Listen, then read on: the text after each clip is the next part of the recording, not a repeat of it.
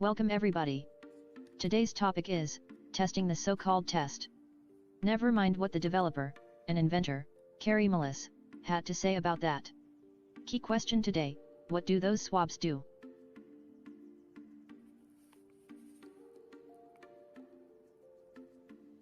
Original, sterile, and clean to make sure everything is, as it is designed to be. Whatever that might be.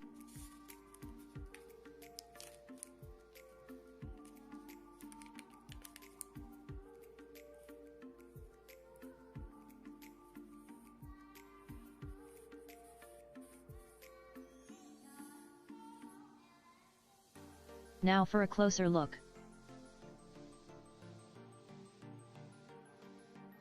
Cotton swab first for comparison.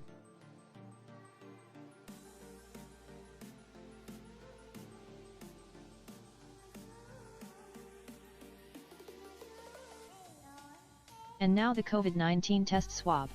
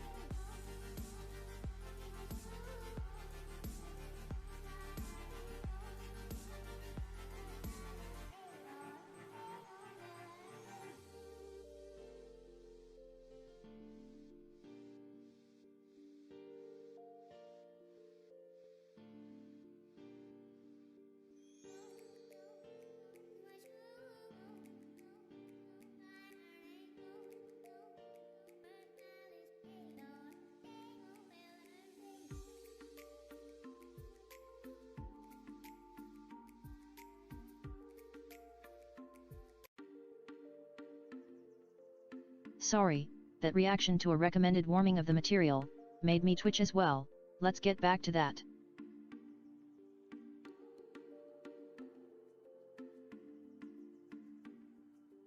Up to you, what to make of that.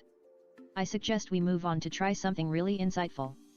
Test some meat, to see, what it actually does to you, in contact with soft skin, or mucous membrane especially. As you can see, the meat is spotless. Let's go with the cotton first. Remember to check, if you can see a difference, each time. 1000-fold magnification. Clean meat. Look exactly, despite really working it, no trace. Now the COVID swab.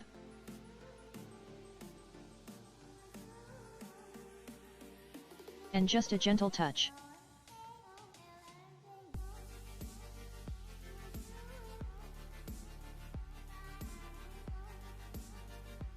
You can already see the first spikes that have broken off, on their way into the flesh. Let's have a closer look.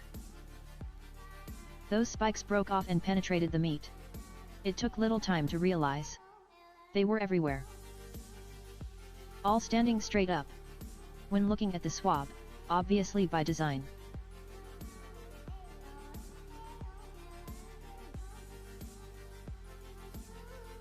Meat cells to the left, showing the magnification level, and to the right a spike, that's small. Going straight in. Swab after touching the meat. Barely anything came out with it, but a large of it remained, on end. In, the flesh. So to conclude. I cannot tell you what this black twitching fiber is, because I do not know. It could be something that came from the air like in no time and acted the way it did when coming in contact with warm air. Big could, though. But here are the facts. If the task was to harvest a bit of genetic material, a normal cotton swab would do just fine. This spiked swab, however, obviously has a different purpose. It is highly ineffective in harvesting materials compared to wrapped material that is off course. Much better for scraping and collecting genetic material. Unlike, for example, trying to clean your ears with a swab that doesn't get the material out, so much as it leaves its material inside. The COVID swab, however, does sting and break, the exact opposite of what you are looking for when trying to get something out of something. Instead of leaving half your tool, together with the material, you claim to want to harvest, inside. So if anything, the swab is a delivery system and not a harvesting tool.